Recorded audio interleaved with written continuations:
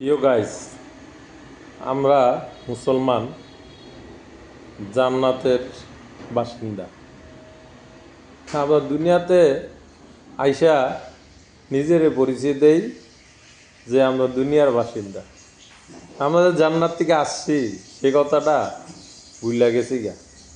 ভুলে যাওয়ার অর্থ যে আমাদের যে মরণ আছে এইটাই ভুলে গেছি গা। সবাই জানে যে মরব কিন্তু মানে না। সবাই জানে মরব কিন্তু মানে না। একদম বাস্তবতা মিলে দেখেন, যদি মানতো যে মরব, আমাদের বাড়ি একসময় জান্নাতে ছিল, সেখানে আমার যেতে হবে, সেটা কিসের বিনিময় যেতে হবে? মানে আবাদতের বিনিময়, সততার বিনিময়। সেই সততাই আজকে আমাদের নেই। আর একটা চরম সত্য হলো আমার মৃত্যু। এই মৃত্যুটাই আমরা ভুলে গেছি গা।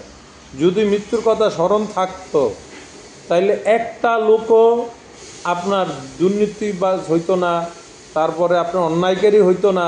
দেখছেন, মানে ফেসবুকটা খুললেই দেখি অমুকেরে মাইরা ফেলাইছে, অমুকেরে গুলি করছে, হ্যাঁ, মারামারি, মানে ক্ষমতার জন্য লড়াই, হ্যাঁ, আপনার আধিপত্য বিস্তার করা কেন্দ্র করে মানে কিভাবে মানুষকে মারতাছে।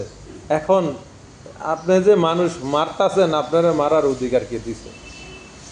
কেউ অধিকার দেয়নি, কিন্তু আপনি মারতাছেন।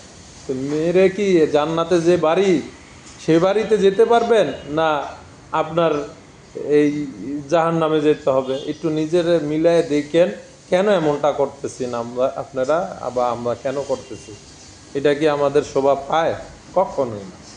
তো প্রিয় ভাই, এখনো সময় আছে, ফিরে আসুন আল্লাহর রাস্তায়, জান্নাতের ঠিকানায় যাওয়ার জন্য ফিরে এসুন।